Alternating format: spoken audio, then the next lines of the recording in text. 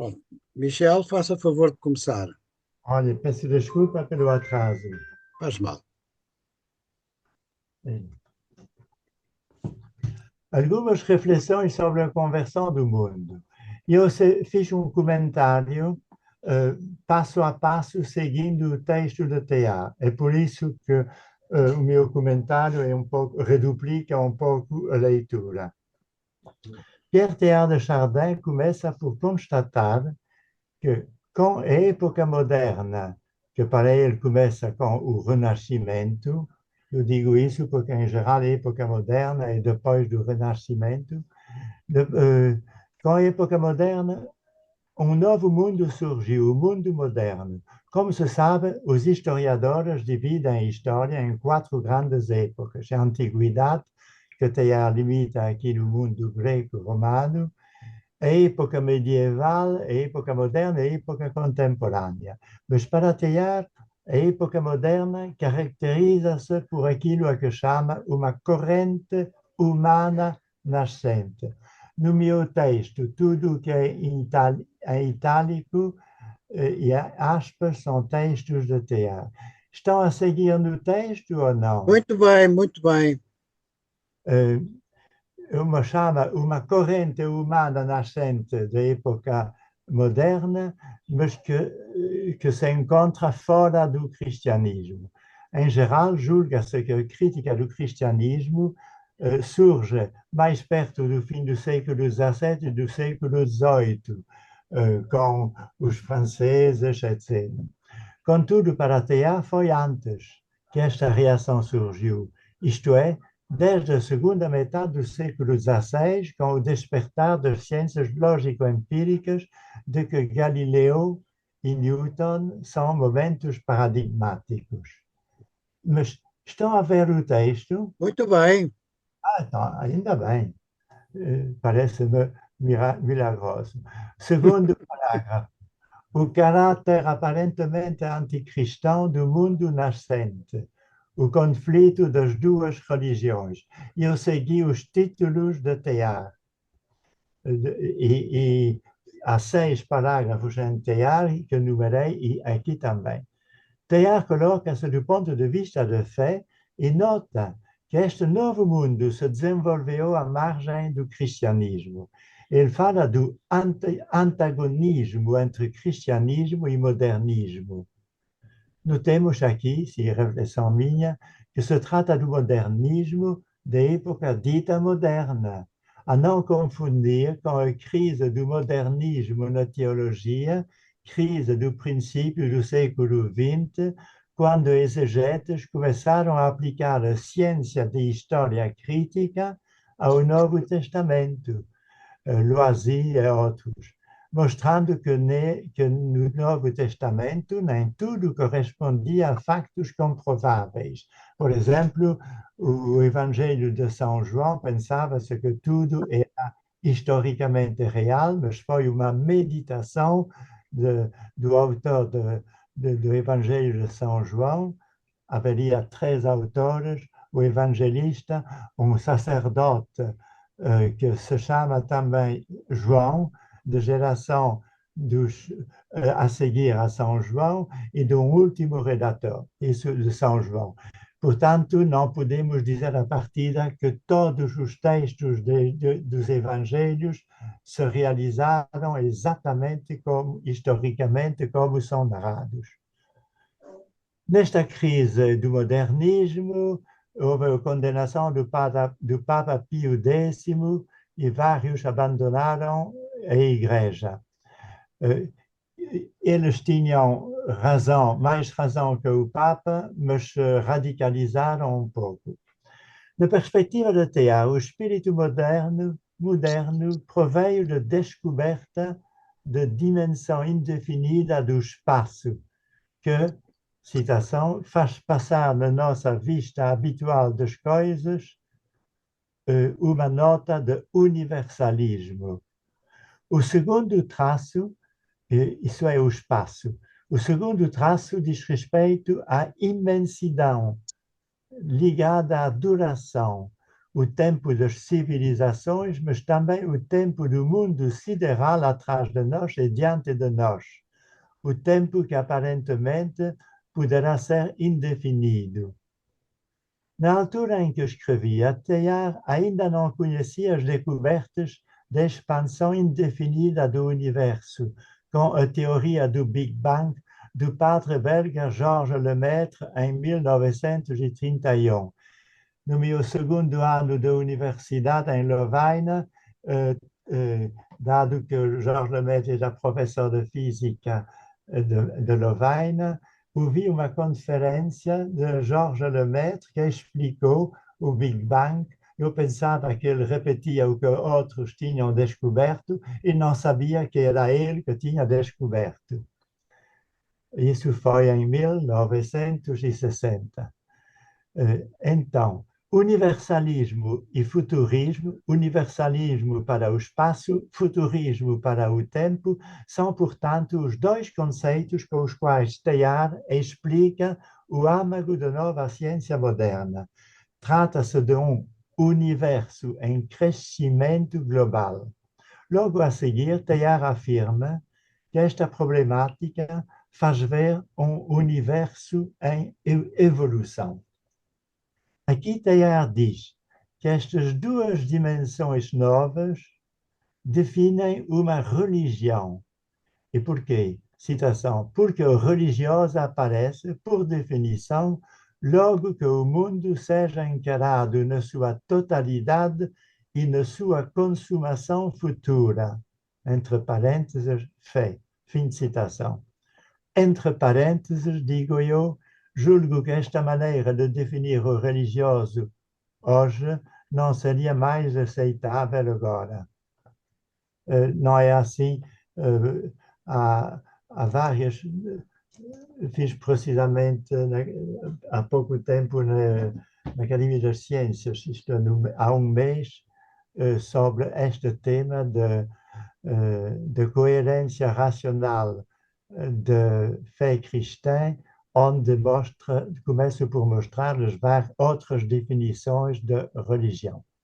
Mas o texto mais interessante de Teilhard é o seguinte, neste passo.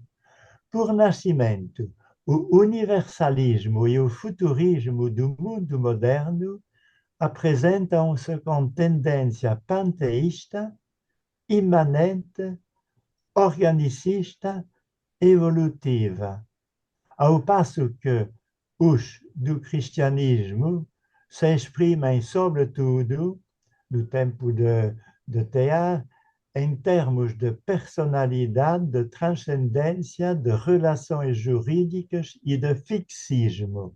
Eu diria, o fixismo de que Teilhard fala aqui opõe-se precisamente à tendência organicista e evolutiva da época moderna. O panteísmo é esta corrente filosófica segundo a qual, literalmente, Deus, theos em grego, está em tudo. Panteísmo, pantheos. Tudo está, toda a realidade é Deus. O panteísmo é a tentação dos grandes filósofos. Tinha um professor que dizia as maiores filosofias estão tentadas de falar de panteísmo. Spinoza e Hegel, por exemplo. Com efeito, ver o universo como uma entidade absoluta de tipo divino é a maneira mais fácil de pensar Deus. Por outro lado, o termo imanente opõe-se ao transcendente e significa, no contexto criticado por Teilhard, que não se procura um outro Deus que o próprio mundo. Isto é, Deus seria o mundo e o mundo seria divino. Em contrapartida, para os cristãos, a relação de Deus com o mundo não é de pura identidade, mas de transcendência, no sentido em que Deus mantém a sua autonomia, mesmo enquanto Criador. Enfim, trata-se de relação organista, como disse Teilhard, a tendência, mas tenhamos cuidado, o sentido que Teilhard dá ao termo organicista. A tendência organicista significa para o nosso autor que estamos perante uma evolução homogênea. Não se pode confundir este sentido geral com o sentido da sociologia organicista do fim do século XIX, que comparava a sociedade e o seu desenvolvimento com o de um organismo biológico. Esta corrente organicista do princípio do século XX foi abandonada no princípio do século do mesmo, tinha começado no século XIX e acabou no século XX. Pretendia que a sociedade se desenvolve como um ser vivo, como um animal. É, por conseguinte, uma teoria biológica do desenvolvimento da sociedade. Worms, um dos seus fundadores, chegou no princípio do século XX a abandonar esta visão organicista que ele próprio tinha propagado. No oposto destas quatro características de religião moderna, o cristianismo dessa época, segundo Teilhard, manifesta-se em termos de personalidade, de transcendência, de relações jurídicas e de fixismo. Eu diria personalidade e transcendência, tudo bem, relações jurídicas e fixismo é o que Teilhard critica. A personalidade opõe-se à tendência de ver o mundo em primeiro lugar na sua totalidade.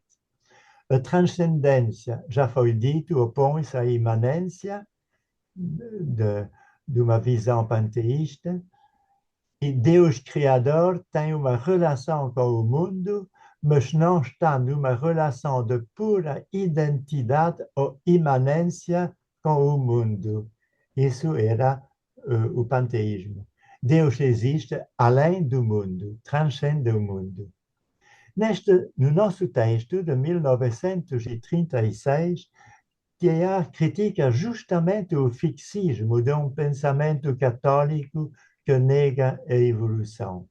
Por exemplo, digo, no ano de 1950, o Papa Pio XII, na sua encíclica Humani Generis, ainda admitia a narrativa de Adão e Eva e a monogênese como realidade histórica. No mundo católico, a fé cristã ainda não tinha compreendido a distinção entre os vários estilos literários na Bíblia, distinção que permitiu, por exemplo, compreender a narrativa de Adão e Eva como um mito. Mas cada mito, diz-se hoje, apesar de não se tratar de acontecimentos históricos, é portador daquilo que quer apresentar como a sua verdade. A verdade do mito de Adão e Eva é que na criação do ser humano, Deus não inventou o mal. O mal não proveio de Deus. Face a esta situação de mudança de paradigma, como diríamos nós, a ideia de Teilhard consiste em batizar, como diz, religião nova do século XVI, XVII, isto é, em aceitar o seu caráter evolutivo não incompatível com a fé cristã. Noutros termos, o seu projeto está presente no título do terceiro parágrafo, o projeto de Teilhard. Terceiro parágrafo,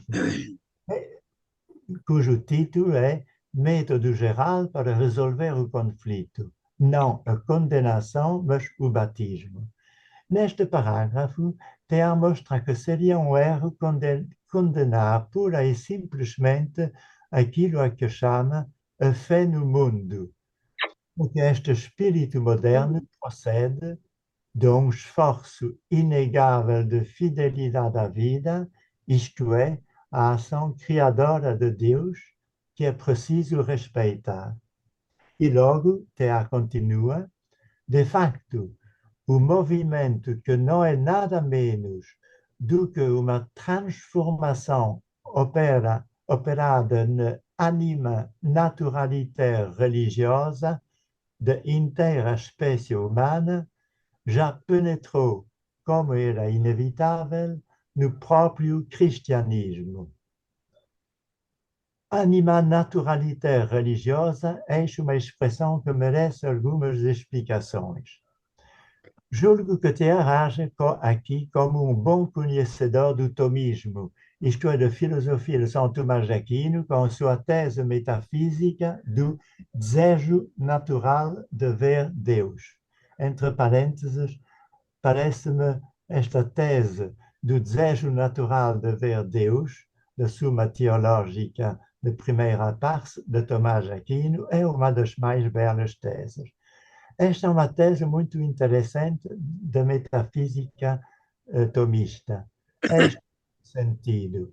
Todos os seres humanos têm uma inteligência, em princípio, aberta a toda verdade, assim como têm uma vontade que tende para todo o bem existente.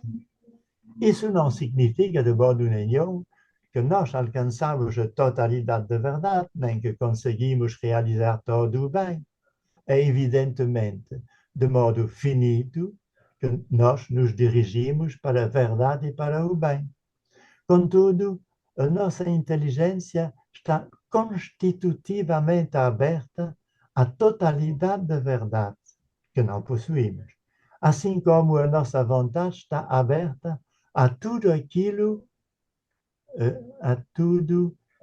que se apresenta como o bem. E tudo é com U. É. Ora, antes desta tese, Tomás de Aquino tinha refletido sobre Deus e tinha filosoficamente mostrado que Deus é a suprema verdade e a plenitude do bem.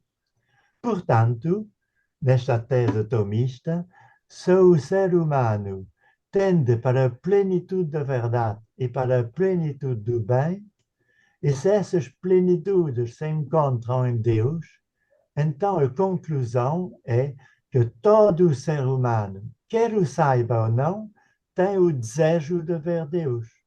Mas aqui há uma pequena dificuldade.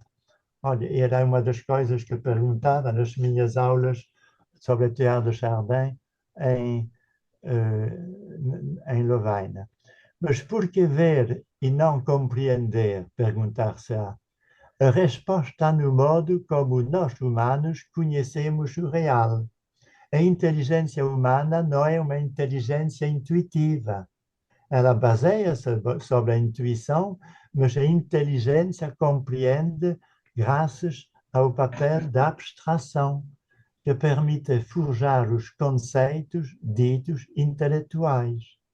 Mas após a nossa morte, este modo de conhecer a realidade já não se poderá realizar de modo indireto, pelos conceitos, mas de modo direto. Ora, atualmente, para nós, o que se chama o modo direto de conhecimento é a visão. É por isso que Tomás de Aquino não fala do desejo de compreender Deus depois de nossa morte, mas desejo de ver Deus. Na base desta tese, é fácil para Teilhard falar do ponto de vista não filosófico, mas teológico, de anima, alma naturalmente religiosa, o que muitos dos nossos contemporâneos não iriam aceitar. O comentário de Teilhard compreende-se então sem dificuldade. O cristianismo deve aceitar as novidades científicas suficientemente comprovadas. No caso contrário, os cristãos cairiam na insatisfação secreta de tantos fiéis num cristianismo que lhes pedisse para suspeitar vistas e esperanças que não podem não respeitar. Que não podem não respeitar. Isto é, que devem respeitar. A conclusão deste terceiro parágrafo não apresenta dificuldades. Segundo o Teilhard, em vez de condenar a época moderna, é preciso descobrir e mostrar que, na sua essência, a moderna religião de terra não é senão uma subida para o céu que se ignora. Isso é a tal religião de terra. Tudo se passa como se Teilhard quisesse reconciliar o mundo nascente com a Igreja, isto é, batizar e assimilar. Este mundo nascente, considerado por Teilhard como a nova religião de terra, trata efetivamente do confronto da Igreja Católica com o espírito científico que, se a Igreja o aceitasse, contribuiria para a enriquecer, ao mesmo tempo que conferiria a esta religião da terra aquilo que lhe falta. Quarto parágrafo. Uma síntese do novo e do antigo, sob o título O Cristo Universal. Teilhard considera que para chegar a uma positiva reconciliação da religião nova com a ciência, três passos ou tarefas são necessárias. Em primeiro lugar, é preciso fazer uma metafísica correta da evolução. É isso na linha de filosofia perennis. Olha, é o PH em latim. Eu fiz filosofia perennis. Com esta expressão, Teilhard evoca a filosofia a qual Tomás de Aquino deu origem e que na Igreja Católica, já o disse, se desenvolveu como a filosofia neoscolástica. Com efeito, é preciso notar isso. A interpretação dos dogmas cristãos fez-se a partir desta filosofia. Por exemplo, o nosso credo na missa fala de consubstancial. Mas consubstancial é um termo de filosofia tomista. Hoje as pessoas não falariam assim. Então, trata-se de uma filosofia tomista que considera que podemos conhecer a realidade tal como ela é efetivamente, e não só no nosso espírito.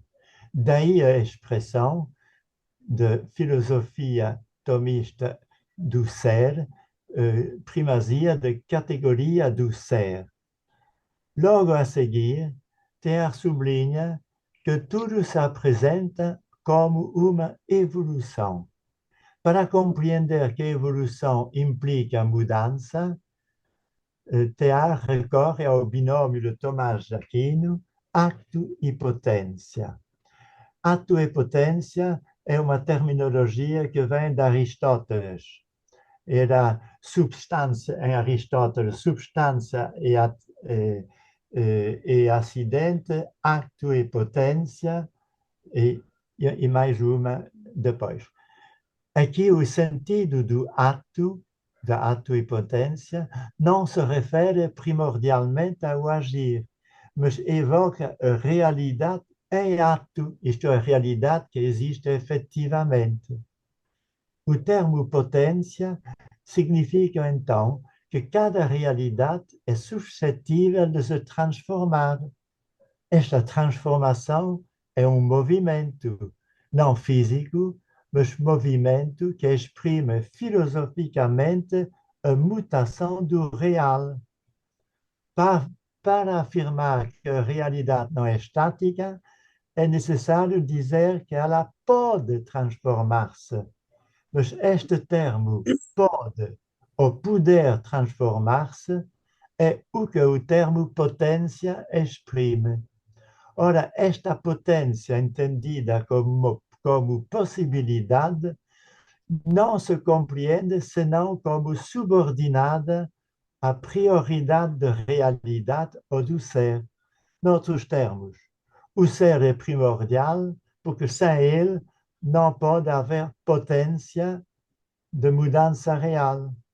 Posso imaginar uma coisa irreal, mas a partir dela não posso deduzir senão consequências também irreais. Noutros termos, de uma pura possibilidade não posso deduzir nada de real. É o que o adágio diz em latim, de potentia ad actum non valet illatio. Isto é, não se pode deduzir de possibilidade uma pura realidade em ato. Isto é, a possibilidade pressupõe sempre uma realidade prévia que pode transformar-se numa outra realidade. No presente texto de Teilhard, interpretado na base de filosofia na qual ele foi formado, o movimento de transformação é identificado como a evolução. E Teilhard afirma que esta evolução do mundo não se faz ao acaso, mas está estruturalmente dominado por um centro pessoal de convergência universal. Esta afirmação é, nesta fase, mais um projeto de análise a realizar, mas que não se realiza aqui neste artigo, dado que se indica apenas a dimensão filosófica na qual a teoria da evolução deve ser pensada. Então, três momentos. Este é o momento 4.1 em cima, que é o momento filosófico. Em segundo lugar, vem o passo teológico, nomeadamente a interpretação teológica da evolução. É preciso compreender a realidade pessoal de Cristo não como sendo limitada pela sua identidade meramente humana, mas como realidade que, por assim dizer, se dilata até abranger todo o universo. Cristo apresenta-se então como, cito, o centro pessoal figurado e chamado pela física e pela metafísica da evolução. Os textos, eu comento isso dizendo, os textos de São João de São Paulo, aos quais Teilhard se refere, podem ser, a meu entender, o primeiro capítulo do Evangelho de São João, que fala do Logos, pelo qual se criou tudo, assim como o famoso hino da Epístola de São Paulo aos Colossenses, no seu primeiro capítulo, de 15, versículos 15 a 20. Quanto à teologia dos padres gregos, Teilhard quer dizer que ela insiste, como já vimos no ano passado, com a leitura de Gérard Donadieu. Então, como vimos, que a teologia grega sublinha que a criação foi feita em primeiro lugar para sua divinização do ser humano e do cosmos, antes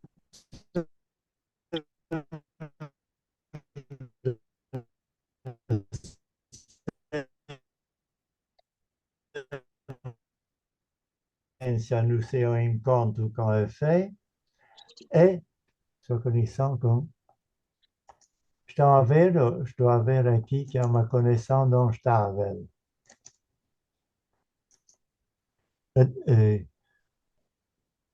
A terceira tarefa para batizar a ciência do seu encontro com a fé é de natureza mística e moral, diz Teilhard.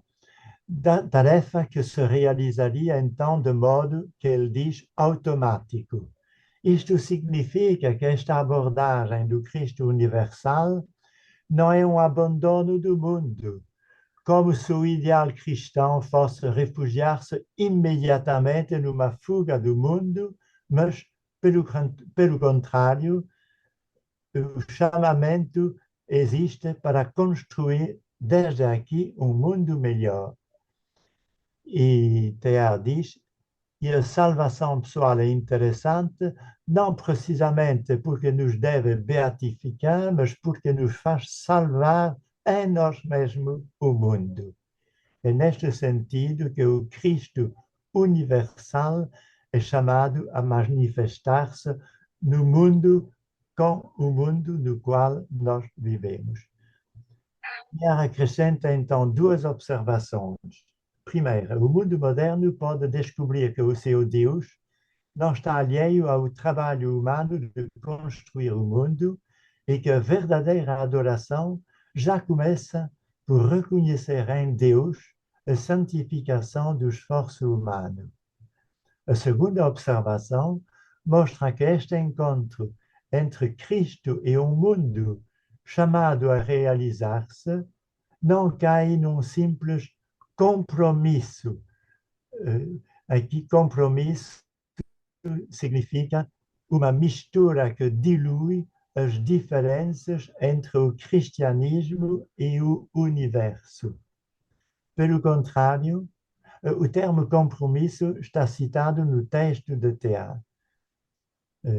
Isto é, no sentido de uma mistura que iria diluir as diferenças entre o cristianismo e o universo. Pelo contrário, esta maneira de Teilhard de universalizar Cristo mantém o que ele chama os três caracteres essenciais de sua verdade tradicional: natureza pessoal do divino, e não um puro panteísmo, manifestação desta personalidade suprema no Cristo da história e natureza supraterrestre do mundo consumado em Deus. Consumado no sentido de acabado em Deus. E agora passo para a última página. Quinto parágrafo, uma era possível para o cristianismo, libertação interna e expansão. Esta página não precisa de comentário. Ela tem o sopro dos melhores textos do Concílio Ecumênico de Vaticano II, entre outros, Gaudium et Spes, que significa alegria e esperança. Texto que, aliás,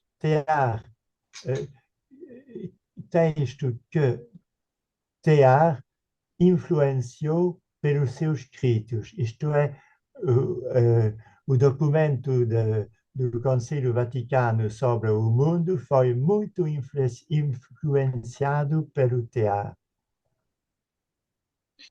Quem lê a página deste parágrafo 5 compreende que ela se aplica ainda ao nosso mundo atual totalmente. Teilhard escreve, pode-se perguntar-se globalmente, pelas suas elites e forças vivas, o mundo neste momento se aproxima de Cristo ou se, pelo contrário, não se afasta de Cristo. A meu entender, esta situação tem uma causa bem definida.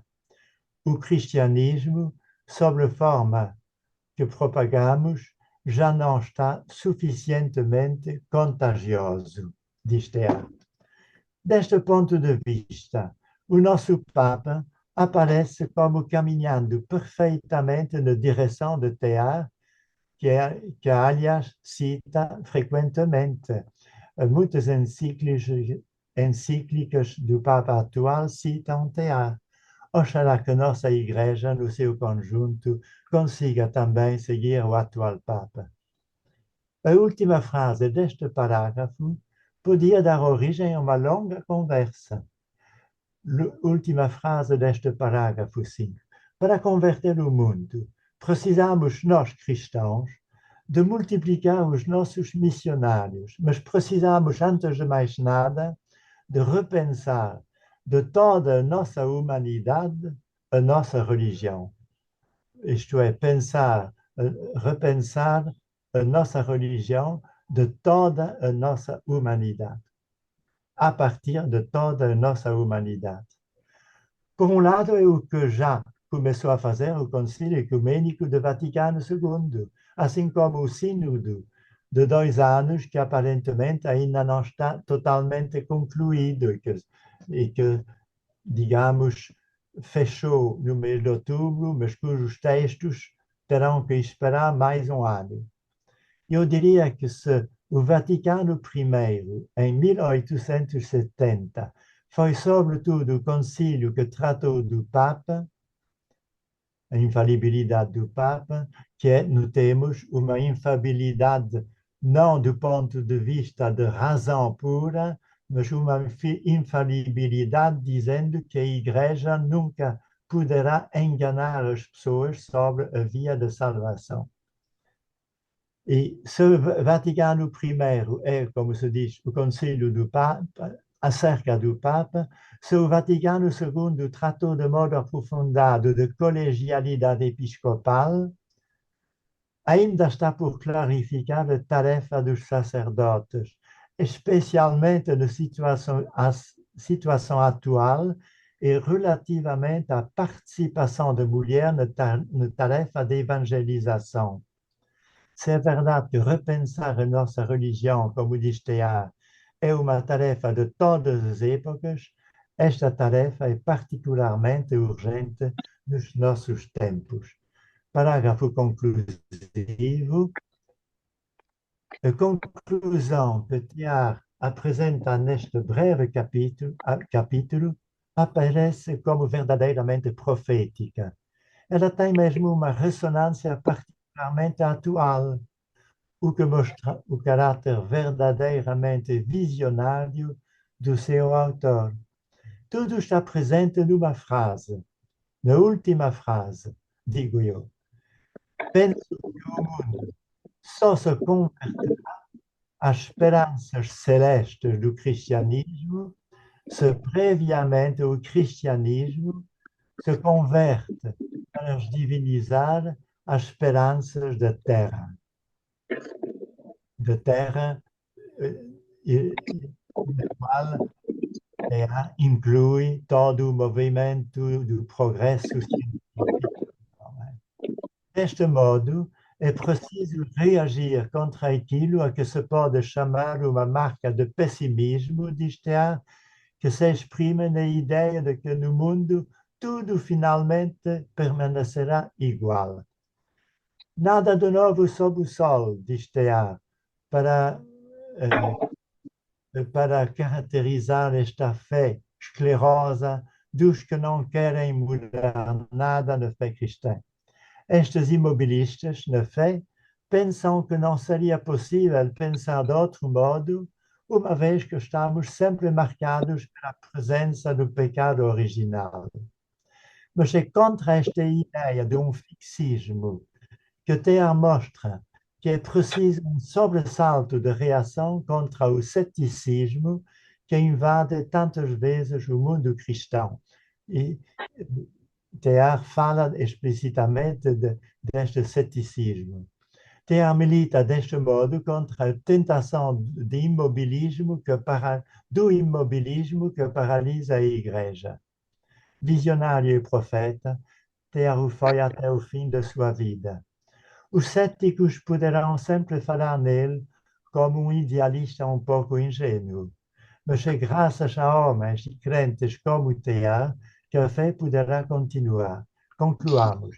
Este texto de 1936 é eminentemente atual e pode-se afirmar sem sombra de dúvida que se estivesse presente entre nós, Cristo diria, é Teilhard que tem mais razão. Obrigado pela vossa paciência. Michel, Sim. não sei se está a ouvir as minhas palmas. Aplaudo a sua síntese magnífica. Não só magnífica porque nos permite, em meia hora, pouco mais, apreender não só este texto, este ensaio, mas toda a profundidade do pensamento de Teilhard de Chardin, que está aqui muito, muito contido, e aplaudo pela sua expressão tão clara, tão bem ordenada deste, deste resumo. Agradeço Não, muito e a partir de agora não seguir Teilhard. ponho à discussão o texto. Já tenho uma mão levantada, que é do Frederico Melo Franco. O Michel, se quiser, agora pode ir a compartilhar a tela e tirar o texto. Sim, é o que eu gostaria de fazer. Nossa, se Faz eu posso assim, vai a compartilhar. compartilhar, suprimo o compartilhar, Sim, sim, isso mesmo. mas tenho que tirar o meu texto antes. Não faz mal, mas agora não precisamos dele. É preferível agora vermos uns aos outros, não é? Não, aí, saí. Não, não Zoom. saia, não saia. É ir a compartilhar a tela e tem lá, depois aparece-lhe um sinal a vermelho que diz sair de compartilhar. Eu saí da tela, não é? Sair da tela, exatamente. Faça isso. Sim, mas não sei como vou fazer. Vai a compartilhar, clica, não é? Não vou compartilhar, não sou muito esperto nestas coisas. Ponha lá, ponha a seta em cima de compartilhar. Vou voltar a entrar a partir do mail.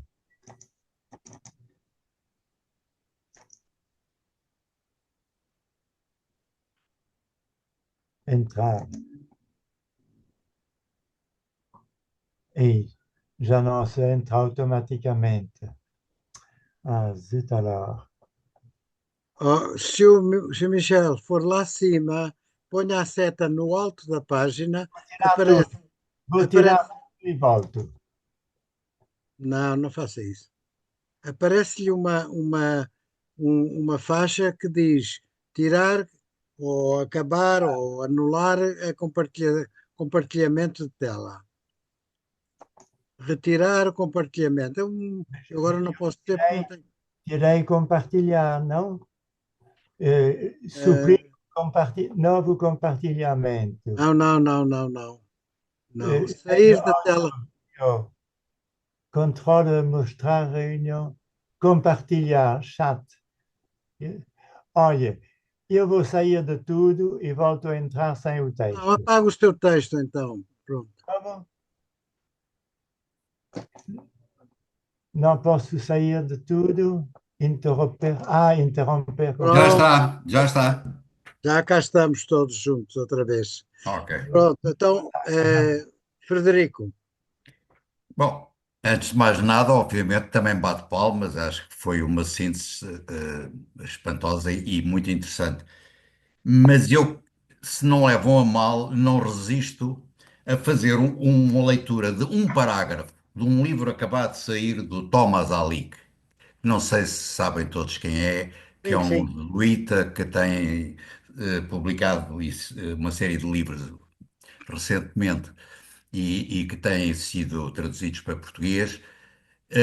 E não, o texto era de 36, nós vamos entrar em 25, portanto, quase um século, 90 anos, não é?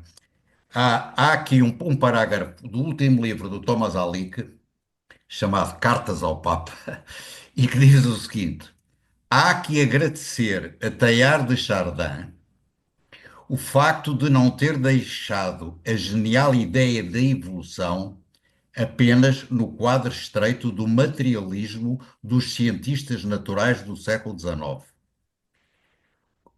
Eles, com uma justificada rejeição do fundamentalismo bíblico, rejeitavam também a fé cristã. Teilhard mostrou os aspectos teológicos da evolução e a sua fascinante visão tornou-se a base da teologia processual que ajudou, significativamente, a superar a concepção estática de Deus da velha metafísica e a substituí-la por uma noção dinâmica. Teilhard apresentou o drama da criação como um processo de crescente complexidade e unificação, culminando no ponto ômega. Ele pode ser considerado o primeiro pensador da globalização. Portanto, ele está-nos a dar razão quando, 90 anos depois, achamos que aquilo que o Teilhard disse ainda é muito importante e está a dar frutos ainda, nomeadamente no signo que há agora a acabar. No fundo, era isso que eu queria dizer. Ele Obrigado, diz, obrigado, Frederico. Não sei se o Michel quer fazer um comentário ao comentário à leitura do Frederico. fui assistir à conferência de Thomas Alick no Gulbenkian há um mês e comprei Estávamos ali, lá os dois e mais 100 pessoas. sim, mas estava cheíssimo. Mas em que carta diz isso? A carta do Thomas Alick diz isso em que capítulo? Ainda não. Sim, senhora, vou-lhe já dizer. Está aqui marcado, portanto, agora onde é que começa este capítulo? Desculpe lá. Quarta. Quatro. Quatrième lettre. Sim, sim. Mas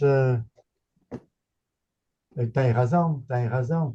Porque eu tenho a impressão que todos os grandes pensadores, depois da sua morte, passam um pouco por uma fase de esquecimento e depois são de novo encontrados e permanecem definitivamente.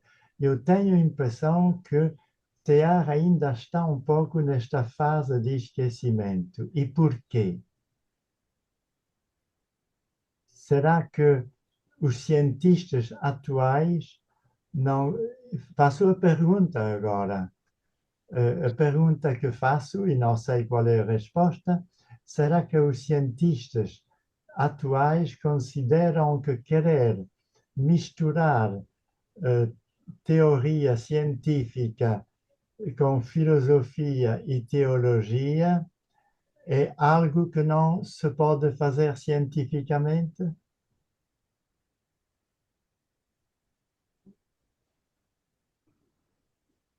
Quer que eu Não. fale? Não sei, Michel, da minha parte, tenho também essa dúvida, mas eu acho que eh, era bem preciso sublinhar que a visão que o Teilhard de Chardin tem de uma dimensão metafísica da evolução releva da sua interpretação dos fenómenos. Ele, como cientista, foi o homem que foi capaz de compreender a evolução eh, material, se assim quisermos dizer, mas não é só material, e inclusivamente compreender que a evolução da matéria envolvia também uma evolução do espírito, na medida em que ele não confunde espírito e matéria, mas são duas faces da mesma moeda, como ele dizia. Portanto, há um espírito inerente à evolução da matéria que acompanha essa evolução e que, em última análise, podemos dizer que é o Espírito de Deus que está na matéria, sem ser a matéria, mas que está presente nos fenómenos da evolução. E ele interpreta isto, quer dizer, é isto que constitui a verdadeira dimensão metafísica da visão do Teilhard. É ele olhar para os fenómenos que ele conhece como cientista e transpô-los e transpõe-nos para um plano metafísico, como quem diz, aqui está o mundo e as suas realidades, e nós, olhamos para isto e vemos, isto para simplificar, nisto tudo a mão de Deus. Quer dizer, esta é que é a grande interpretação. Se calhar também há muito semelhante à que fez no seu tempo o São Tomás de Aquino, que de outra maneira também viu isto, não é? O São Tomás também viu que havia um mundo real e havia uma leitura que era possível fazer desse mundo real. Só que o Teilhard de Chardin afinou isto porque, sendo um cientista, conheceu profundamente o fenómeno da evolução, estudou, eh, eh, comprovou através das suas investigações paleontológicas. Ele, ele não descobriu, ele não leu sobre a evolução e tornou-se adepto da evolução. Não, ele conheceu a evolução dentro do seu próprio gabinete de trabalho, dentro das suas expedições paleontológicas. Ele viu, por assim dizer, o mundo a evoluir. Ele viu nas camadas, nas nos diferentes fósseis que ele conseguiu estudar de era em era. Portanto, ele é um homem informado sobre o fenómeno digamos, implicitamente é um homem de fé que diz, ora, aqui está, é isto, Deus está aqui. Sobretudo, nós não podemos esquecer, como eu há pouco também disse, que ele vê uma ascensão do espírito através da evolução da matéria e defende, como nós sabemos, que essa ascensão, se podemos dizer, essa evolução do espírito, acaba por culminar no homem. Portanto, o homem é o ser que assume no nível mais elevado essa ascensão do espírito, ao ponto desse espírito depois o levar ao tal homem religioso de que o Teilhard fala e que o São Tomás também falou, não é? Quer dizer, o homem é naturalmente religioso porque com a sua capacidade de espírito, ele está automaticamente identificado com Deus. Pronto, isto foi o que eu queria dizer agora a propósito da leitura do Halink desta parte que estivemos a falar, mas não quero monopolizar de forma alguma e espero que haja outros interventores a quererem falar. Não há? Eu queria depois. Então Michel, avance porque o tempo também avança. Vou dar um exemplo que não tem nada a ver com o Teilhard. Como professor de filosofia na universidade, sempre pensei que nós que ensinamos as várias filosofias, desde Platão, Aristóteles, Santo Agostinho, Descartes, Kant, Hegel, etc., damos aos alunos maneiras de pensar que finalmente, às vezes, têm como efeito um ceticismo total. Isto é, houve tantos filósofos que disseram coisas diferentes que o aluno já não sabe o que ele deveria pensar.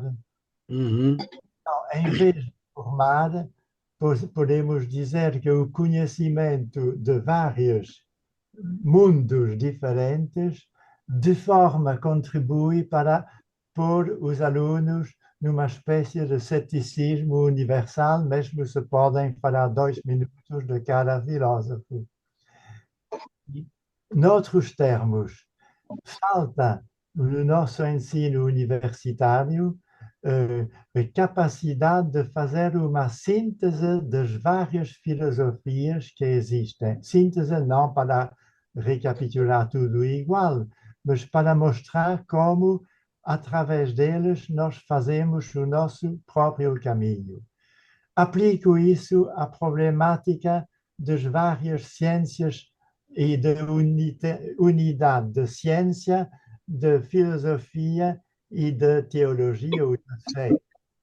Efetivamente, cada um de nós que estudamos ciência, filosofia ou fé, somos chamados, ou seríamos chamados, a fazer uma unidade que seria a unidade do nosso mundo de pensar, senão seríamos como um armário com gavetas separadas, e o armário não existe, mas só existem as gavetas separadas. Aqui as gavetas seriam as gavetas científicas. E digo isso, deste ponto de vista, Teilhard é um dos raros pensadores que conseguiu, a partir da sua prática científica, fazer uma síntese ao mesmo tempo científica, filosófica e teológica. Ele foi criticado por isso. E agora, quando vemos bem, ele foi um modelo daquilo que falta hoje em dia. Não quer dizer, neste sentido, Teilhard tinha razão também. Eu estou desejoso de ver que alguém mais queira intervir. Não? Vejam lá. O sentido deste nosso seminário não é propriamente, embora neste caso fosse eminentemente, eh, ouvirmos uma boa conferência, é participarmos, é termos lido e trazermos as nossas dúvidas já no nosso, no nosso caderninho. Mas, Bom, sim, quem fala? Quem falou agora? Não. o que é que se devia mudar hoje? Teilhard falou em 1936 para fazer no tempo de hoje uma nova apresentação de fé que não seja, como diz Teilhard, um fixismo. Michel, eu permito-me refletir sobre essa sua pergunta para lhe dizer que o que se deveria modificar essencialmente no magistério da Igreja era a releitura do pecado original. Aliás, nós sabemos que já vários autores denunciaram o erro, digamos, o entorce que o magistério da Igreja sofreu com a doutrina do pecado original e com o sacrificialismo que daí adveio, como sendo o centro, o cerne da fé cristã. Ora, o cerne da fé cristã não pode ser um absurdo, como é o pecado original, que o pecado original é um absurdo, é não só um absurdo na sua origem, como um absurdo na teoria da sua propagação. Não faz sentido nenhum, nem faz sentido. E não estou a falar só por mim, estou a falar por leituras de vários teólogos, eh, a começar pelo próprio Teilhard, que assim pensou. Não faz sentido atribuir uma falta a um casal que é um casal mítico ou hipotético. Não podia haver um casal inicial na humanidade com discernimento que se atribui a Adão e Eva na Bíblia. Portanto, é um mito, sabemos bem hoje, os exegetas já nos mostraram isso.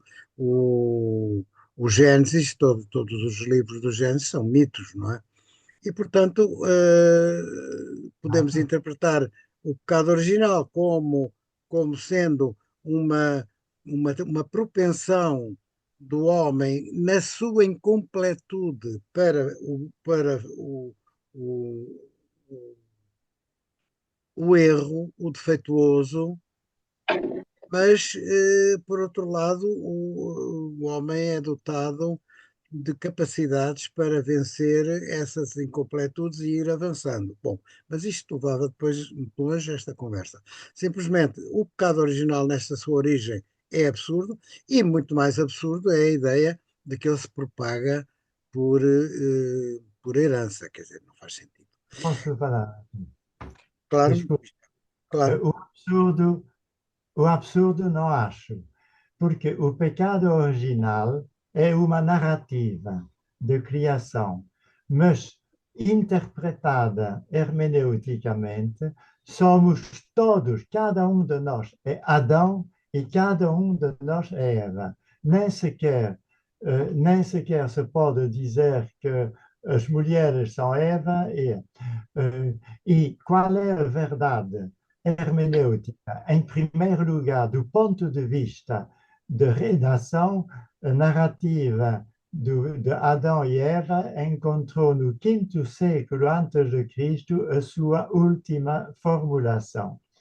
E é preciso ver o contexto histórico no qual apareceu a narrativa de Adão e Eva. Cada sociedade, os babilônicos, tinham um mito da criação. Quase todas as culturas tiveram o seu mito da criação.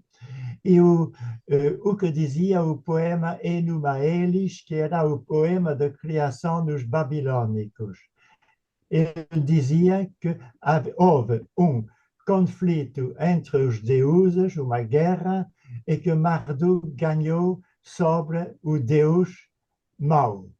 Noutros termos, a ideia do pecado original é também perguntar de onde vem o mal. E a ideia dos babilônicos, o mal vem porque já existia no mundo dos deuses, portanto, a criação já reflete o mal divino. Eu diria, é contra esta ideia que a narrativa hebraica de criação divina quer dizer que Deus não inventou o mal, mas nessa altura os judeus encontraram-se numa espécie de contradição. Deus criou o mundo inteiro, e diz-se que Deus criou o mundo bom na narrativa. Mas nessa altura, de onde vem o mal? Ou o mal não existe porque o mundo é bom, ou o mal existe, nessa altura o Criador é mau. E devíamos falar como os babilônicos. O mal existia em Deus. Ora, a genialidade, diria para mim, de resposta de Adão e Eva é dizer não, o mal não vem de Deus. Nessa altura, de onde vem? Vem do ser humano. Mas quando a narrativa diz isso, também não explica a origem do mal no ser humano. A figura enigmática da serpente mostra que, no fim de contas, o mito não diz totalmente de onde vem o mal. O mal vem do ser humano, mas, por outro lado, o ser humano é parcialmente inocente, não totalmente responsável pelo mal, senão não haveria tentação. Eu, numa homilia que eu li esta manhã, por acaso, do homem, do grande teólogo Michel Corbin, um francês que escreveu muitíssima coisa, ele diz: não se deve entender o pecado original como um assunto de moral, mas é um assunto teológico, como se o ser humano tivesse alterado o seu destino principal, que é uma amizade com Deus. E por quê? Porque o ser humano, e isso não sabemos como se pode explicar, e mesmo em filosofia, podemos falar do mal, mas nunca conseguimos explicar como é o mal. E isso provém de uma coisa, a minha tese de doutoramento foi sobre o mal e a redenção de uma filosofia muito complexa de Hegel e descobri com este autor que nós não sabemos dizer o que é o mal, só percebemos o mal quando estamos fora dele. Então, alguém que sai do mal, por uma conversão, etc., pode retrospectivamente compreender que era o mal.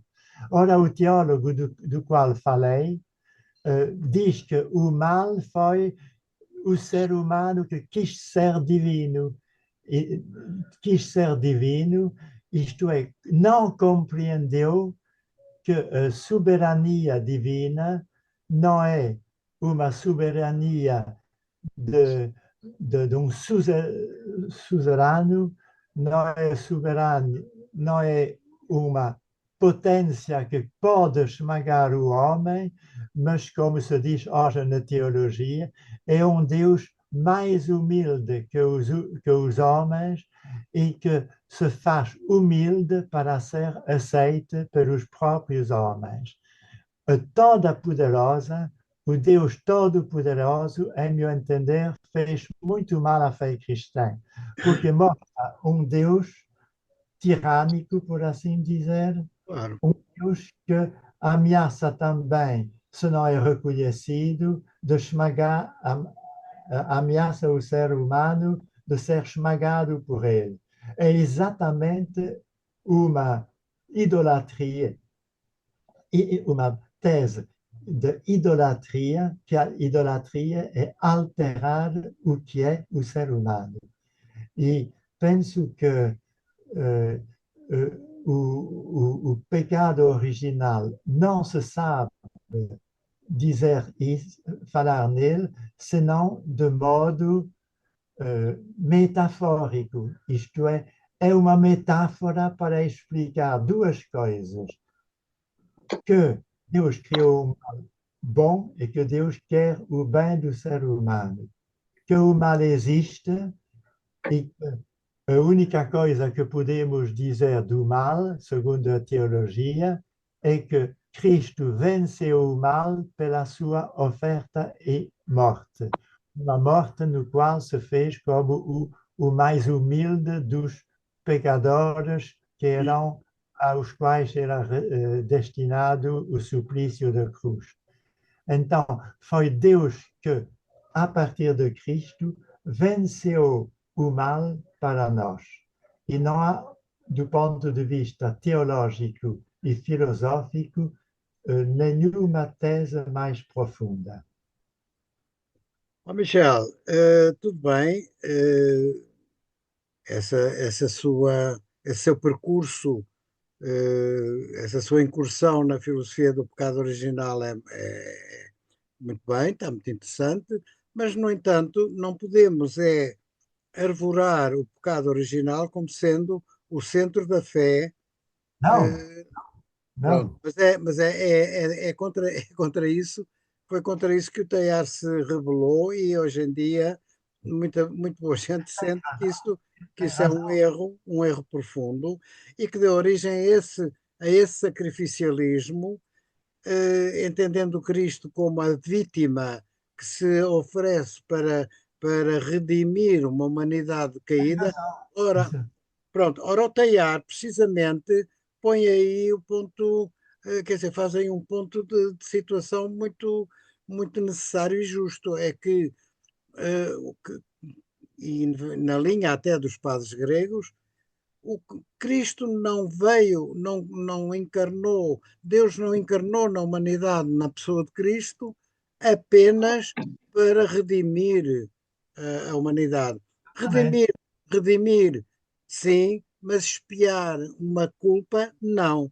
Isso não fazia sentido. O que faz sentido é entender que Cristo foi, digamos, o mensageiro de Deus para elevar a humanidade, mas a humanidade não estava decaída, a humanidade era em evolução, desde sempre, não é? Sim. O, a humanidade tem um percurso escatológico, não é de zigue-zague, vem de baixo para cima. a humanidade vai evoluindo, em certos períodos da história pode parecer que regride, mas a verdade é que ao nível do espírito, a humanidade recebe de Deus e tem todas as capacidades de ir caminhando no sentido da sua divinização, da sua amizade com Deus. E é contra isto que o Teilhard também marca a sua posição. E, relativamente ao mal, ele resume isso de uma maneira talvez simples demais para o entendimento filosófico, mas ele diz: o mal é inerente à evolução. A evolução é um processo que parte do imperfeito para o mais perfeito. E neste percurso surge sempre um peso do mal. O homem tem essa tendência em si, como não é completo, como não atingiu a plenitude, está sempre com o seu peso da animalidade, da materialidade, a puxá-lo para baixo, como Teilhard muitas vezes o disse. O homem tem uma tendência para descer, mas, por outro lado, também tem a potencialidade para subir.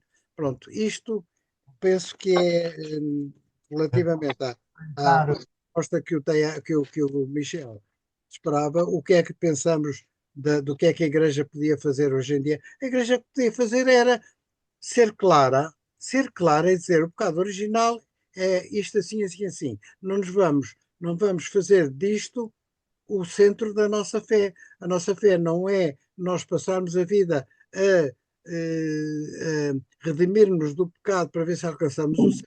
Nós temos, como ele diz aqui neste ensaio, nós temos que construir o mundo.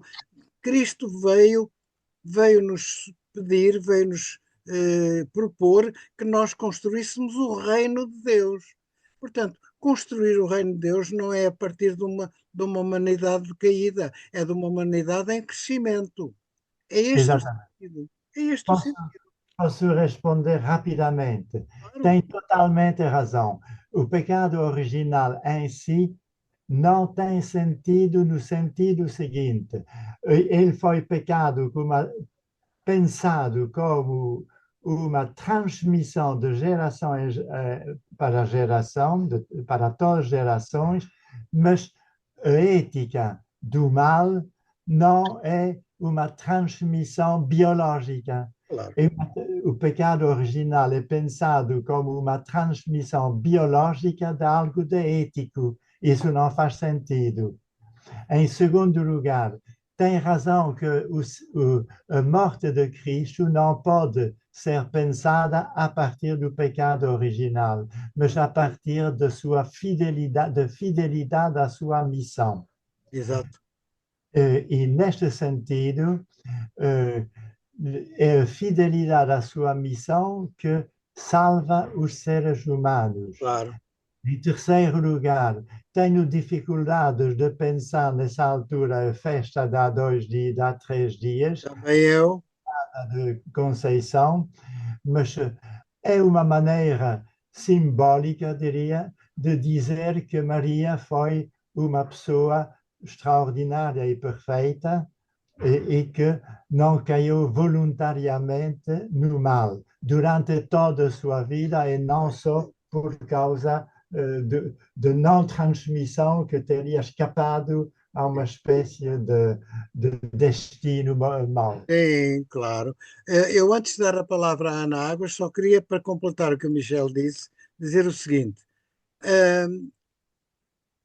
esta festa da Imaculada Conceição, que consagra um dogma que é muito, muito discutido, porque é um dogma que não tem outra base senão o pecado original, como Michel acaba de dizer, e da isenção de Nossa Senhora desse pecado original. Ora, se a Igreja pensasse bem em como o pecado original não pode ser o centro da nossa fé, também não se punha a dizer que Nossa Senhora foi isenta do pecado original. São contradições. E é pena que nesta festa da Imaculada Conceição, os bispos, eu assistia pela televisão a a dois bispos, a duas homilias de bispos, que não tiveram, eu diria, a intenção ou o cuidado de clarificar isto.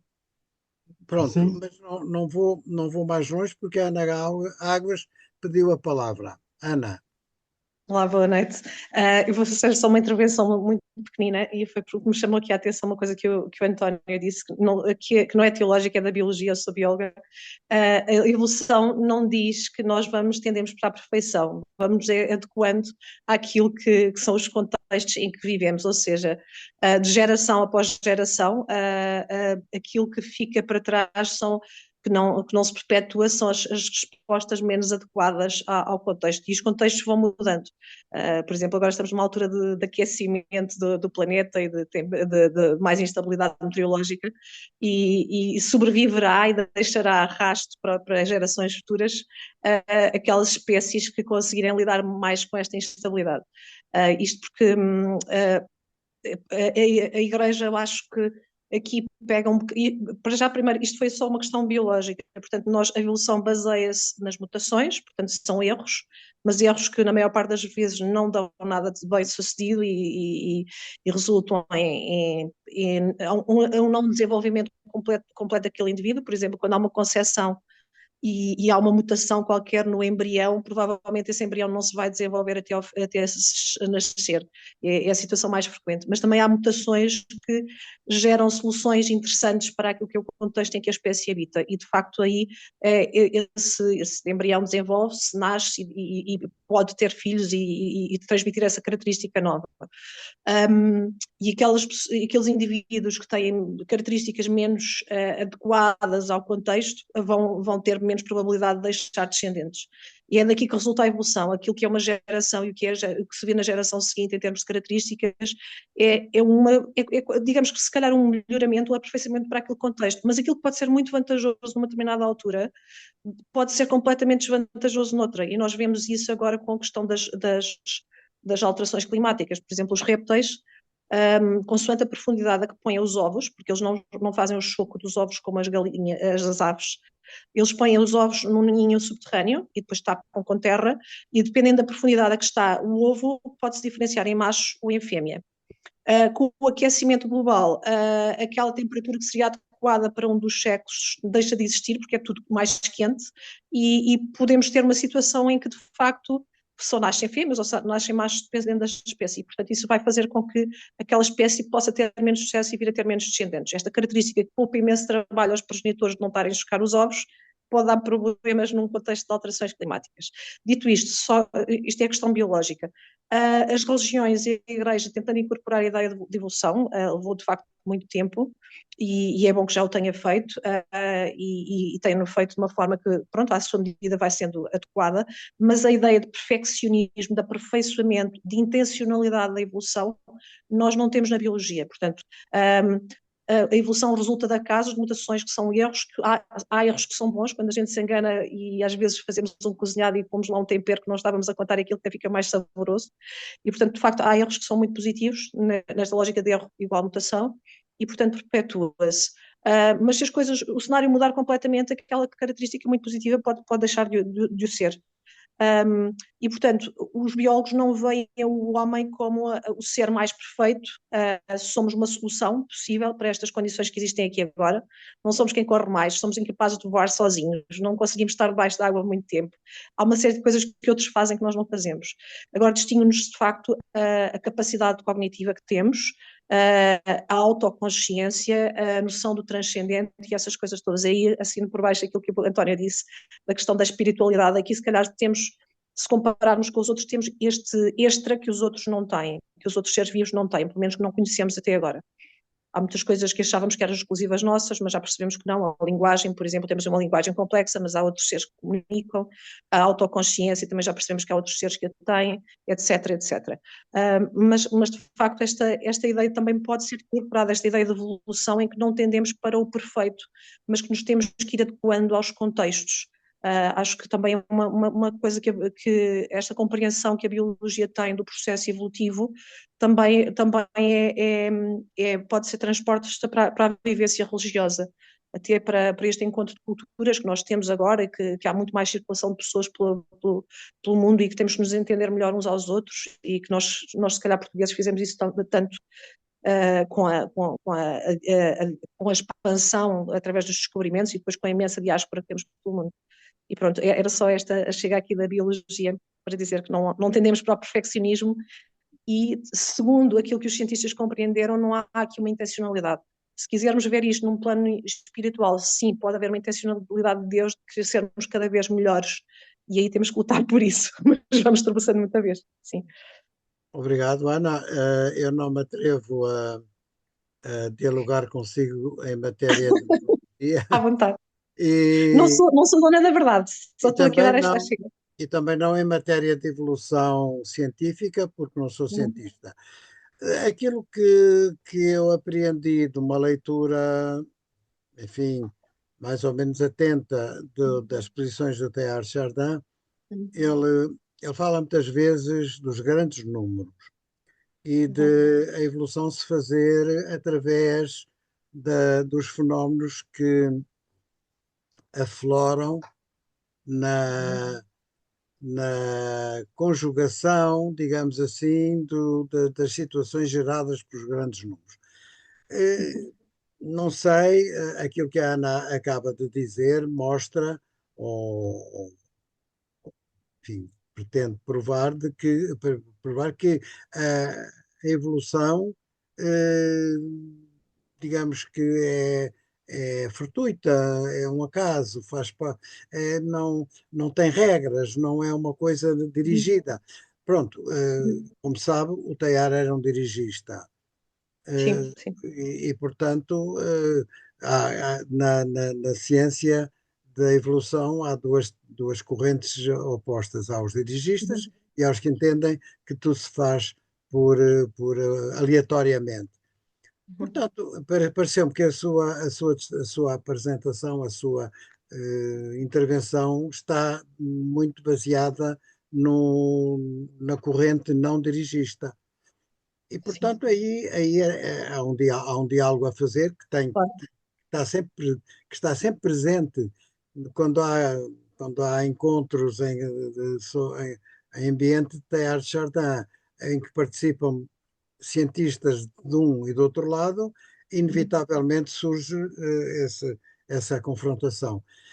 Para mim, que não sou biólogo e que li apenas no Teilhard de Chardin uma noção dirigista da evolução, eu penso que faz sentido.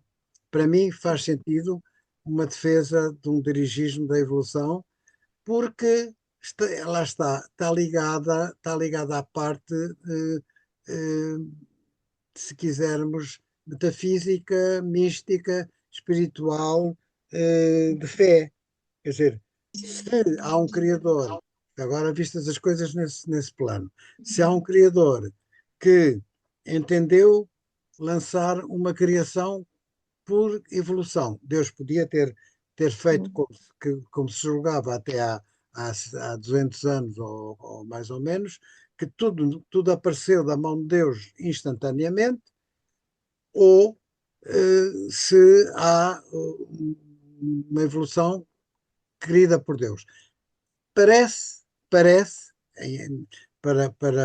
crentes e teólogos de uma certa linha, parece que Deus lançou a sua criação, eh, pegando no instrumento da evolução.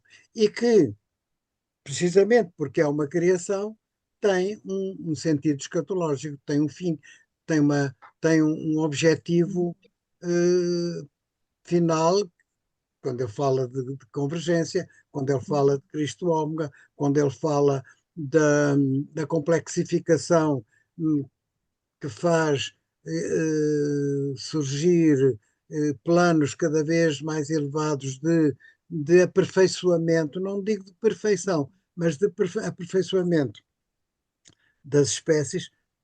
É isso que ele quer dizer com a evolução dirigida. Agora, onde é que está a verdade? É tal coisa, ninguém sabe, ao certo. Sem querer aos que acreditam que realmente Deus está presente na criação através digamos, da mecanismo da evolução e que o seu espírito está envolvido nesse processo e que chama a si a criação, como diziam os teólogos gregos, a divinização da criação através da humanização de Deus e da divinização do homem. Quer dizer, nós temos muitas propostas de fé que vêm de diversos lados. Claro que temos que escolher aquelas que nos dizem mais e que nos confortam na nossa procura da nossa escatologia individual. Sim, Não sei. sem dúvida, e não querendo entrar aqui em diálogo, só para arrematar, tem toda a razão quando ele fala dos grandes números, a ciência é feita de grandes números, não podemos estar focados, e quando falei, simplifiquei aqui as gerações, mas não estamos a falar só da minha família ou de outras famílias ou da população portuguesa, estamos a falar da escala global e dos milhares e dos muitos milhões de indivíduos que já povoaram a Terra e continuarão a povoar-se, isto não descambar, esperemos que não. E portanto é por aí que se vê a ciência, consegue ver os padrões através dos grandes números. Por outro lado, é preciso termos aqui em conta uma outra coisa. A ciência é também um processo, é um processo de descoberta do real. A teoria da evolução foi publicada em 1859. Teilhard de Chardin trabalhou muito na primeira metade do século XX e nós já vamos no século XXI e a ciência fez imensa coisa. Por exemplo, a palavra mutação, que eu falei aqui, é uma coisa que vem já da segunda metade do século XX. Quando falamos da ADN e as mil coisas que nós hoje fazemos, testes genéticos e essas coisas que hoje percebemos, o Teilhard de Chardin no máximo poderia intuir qualquer coisa como isto, não poderia ter mais que isso. Portanto, é verdade, e vamos ter que ir fazendo sínteses cada vez mais para a frente à medida que a ciência vai progredindo e que a própria teologia vai tendo um entendimento, porque também avança, a teologia também avança, e por isso acho que vamos fazendo novas sínteses. Obrigada e peço o Teilhard defendia muito a investigação como sendo uma atividade não só nobre como religiosa. Quer dizer, para ele a investigação era a procura da revelação de Deus, não é? A ciência vai nos revelando cada vez mais e cada vez com maior riqueza e com maior profundidade o que é realmente o Deus Criador, não é? Já o São Tomás de Aquino dizia que a natureza era o livro aberto de Deus. O Teilhard não diz muito diferente disto. Quando ele diz, olhamos para a natureza, a ciência olha para a natureza e revela-nos com cada vez mais certezas o que é realmente a criação. Quer dizer, a criação é tão enigmática, os cientistas, que, como a Ana acabou de exemplificar, descobrem os pormenores dos mecanismos de relação entre as várias disciplinas da ciência e os fenómenos que se produzem e que obedecem a determinadas leis que vão sendo cada vez mais refinadas, não é? Até ao ponto de chegarmos à conclusão de que a matéria afinal pode ser onda ou como é que é? Corpúsculo. Exato.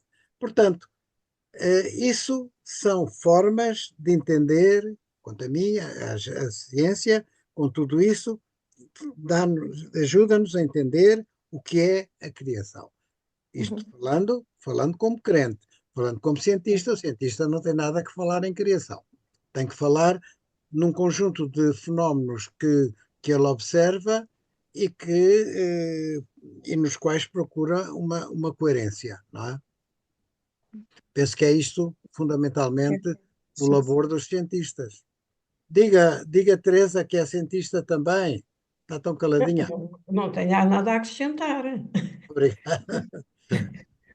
Só dizer uma coisa, quando eu disse que o Tiago trabalhou já há muitas décadas, eu não estou a dizer que ele não está atual, atenção. Eu sou daquelas pessoas que não é porque uma publicação Quem é que tem não está mais a de 10 não anos que é que percebi? Está a falar eu de não quem? sou quando eu disse que o TR trabalhou já há muitas décadas atrás, não estou a dizer que ele está desatualizado. Há algumas coisas que eventualmente pode-se usar outra linguagem atualmente. Mas, ó, Eu não Teresa, sou daquelas pessoas que diz que só porque uma publicação já está amarrecida pelo tempo que está caduca de todos. ó, Não, não há nada disso. Acho ó, que o TR Ana, tem muito valor. mas o TEAR tem valor, mas todos Sim. sabem que a visão do TEAR de há 100 anos não pode ser a de hoje. Nem ele defendia tal coisa. Ele sabia perfeitamente que a sua visão científica havia de evoluir e desejava, não é? Eh, pode haver erros de interpretação científica de TEAR com que não teve outra, quer dizer, que naquela época tinha os instrumentos, dispunha dos instrumentos que existiam. Os instrumentos evoluíram imenso e permitiram que a ciência evoluísse imenso e tivesse visões muito mais avançadas do que o TEAR teve. Agora, relativamente à evolução, claro que a evolução está a ser estudada de maneiras, como a Ana disse, de maneiras cada vez mais refinadas e chegando a conclusões que podem, de certa maneira, apontar para uma supremacia do aleatório sobre o dirigido, mas eh, o Teilhard também falava de o acaso inteligente. Falava do acaso inteligente, não é?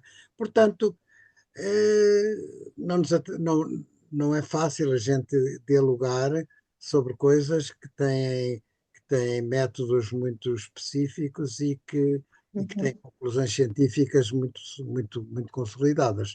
Mas, olhando um bocadinho assim à volta do azul, nós podemos, eu falo por mim, nós podemos considerar que o fenómeno evolução é uma realidade, é uma coisa, uma base de entendimento da criação e que os cientistas nos vão dizendo, olha que não é tanto assim aqui, olha que não é tanto assim ali, mas no fundo eu penso que a Ana não contraria a evolução como sendo um processo de avanço da natureza. Penso que não contraria Não, isso. não, não. Meus amigos, estamos a chegar ao fim, já passamos a hora, mas temos ainda que escolher duas coisas: a data da próxima reunião e o texto. Se ninguém tem uma proposta melhor, eu tenho uma, que é nós continuarmos ainda aqui no nosso livro eh, Ciência e Cristo, que está no site, como sabem, está no site acessível e onde páginas 86 está um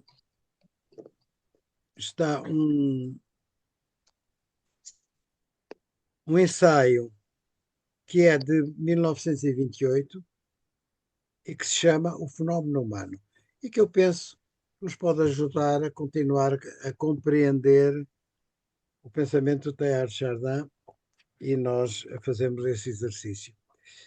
Como data, propunha o dia 11 de janeiro, não sei se estarão de acordo. E falta escolher também outra coisa, que é quem é que se propõe fazer a síntese para a próxima reunião.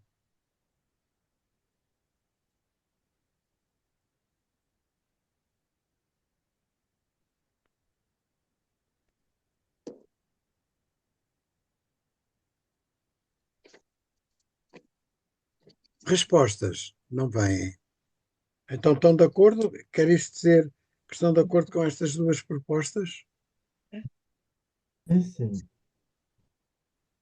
Então, 11 de janeiro é um sábado. É de propósito? não. Eu disse 11 de janeiro. Eu 11 de penso que janeiro. sim. Não, 11 de janeiro não. Não, não dá. Tem razão. 10 de janeiro. É que há pedidos para não ser à quarta-feira. Não sei se há pessoas que olhem para a quarta-feira com preferência. Se pudesse ser sexta-feira, era melhor para alguns dos participantes. 10 de janeiro. Estão de acordo? Então, Não tenho nada a encontrar. pronto, se não há nada em contrário, fica para 10 de janeiro e às 19 horas, como temos feito ultimamente, e seria então um fenómeno humano.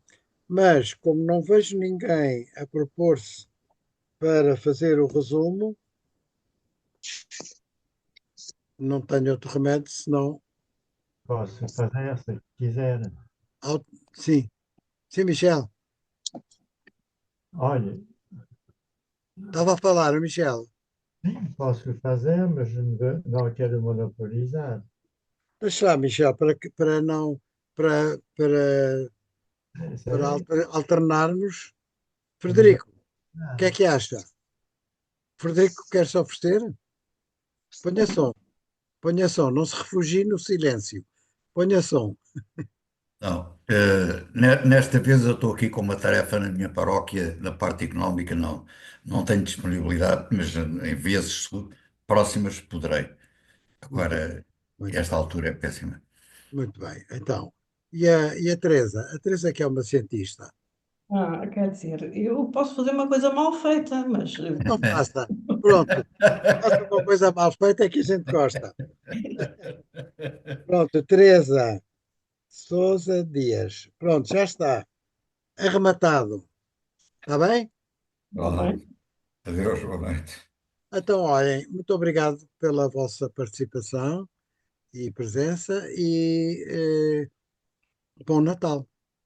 Feliz Obrigada, Natal. igualmente. Boas Obrigada, festas, igualmente. boas festas para todos e Obrigada. todas. Um abraço. Adeus. Com licença. Obrigada, tudo bom, Obrigada. as melhoras. Obrigada. Vou fechar.